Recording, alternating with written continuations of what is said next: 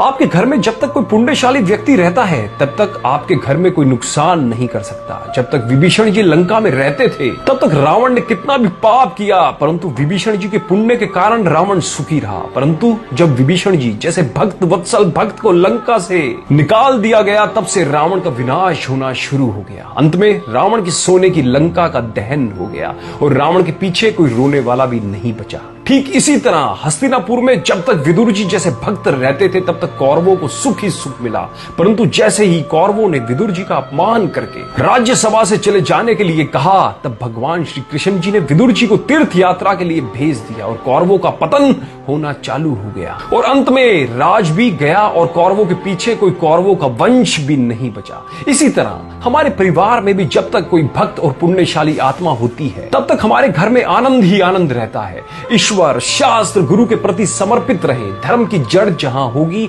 वहां अशुभ कर्म आने से डरेंगे। कभी किसी का अपमान मत करिए, क्योंकि अपमान का घाव कभी नहीं भरता। हो सकता है आज आप जिसका अपमान कर रहे हैं कल उसी के सामने आपको झुकना पड़े।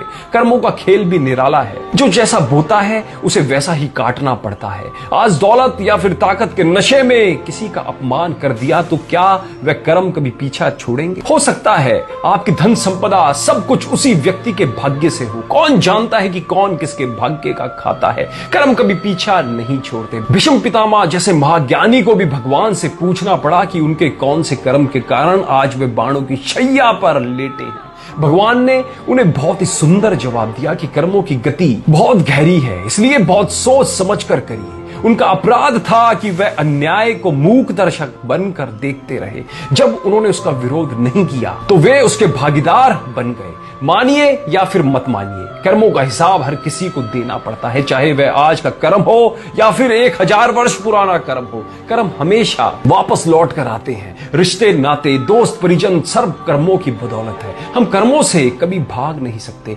भगवान ने गीता में कहा है कि कर्मों की गति बड़ी गहन है। साधु हो या फिर संत, सब इसके जाल में फंसे हुए हैं। स्वामी रामकृष्ण परमहंस माता के परम भगत थे, पर जब उन्हें गले का कैंसर हो गया तो उनके शिष्यों ने उनसे निवेदन किया कि आप माता से कहकर अपनी बीमारी दूर कर लीजिए। पर स्वामी जी ने जवाब दिया, यह मेरे कर्म है जो मुझे भोगने ही है। अगर इस जन्म में नहीं भोगे तो अगले जन्म में दुगने होकर मिलेंगे। जब तक उनका शरीर था तब तक उन्हें उस तकलीफ से गुजरना ही पड़ा। हमारे शरीर की हर पीड़ा के पीछे कहीं ना कहीं हमारे कर्म ही होते हैं। इसलिए ना ही कभी किसी का दिल दुखाएं और ना ही पीड़ा पहुंचाएं। कुछ लोगों को बैठे बैठे सब कुछ मिल जाता है तो कुछ लोगों को मेहनत के बाद भी कुछ नहीं मिलता। एक मजदूर दिन भर मेहनत करके 400-500 रुपए ही कमा पाता है, तो वहीं एक अमीर आदमी पलंग पर बैठे बैठे दिन भर में लाखों रुपए कमा लेता है। कर्मों का प्रभाव ऐसा होता है कि जितना भी भोगने की कोशिश करिए वह आपको पकड़ ही लेगा। इसलिए अच्छा करिए तो बदले में अच्छा ही मिलेगा। दोस्तों, मैं उम्मीद करता हूं इस वीडियो ने भी आपको जागरूक किया होगा। अगर करा हो तो अपने सभी दोस्तों, रिश्तेदारों के साथ भी इस वीडियो को शेयर करके उनको भी कर्मों के प्रति जागरूक जरूर करें, जिनसे वो भी आने वाले समय में अच्छे कर्म कर सके। धन्यवाद।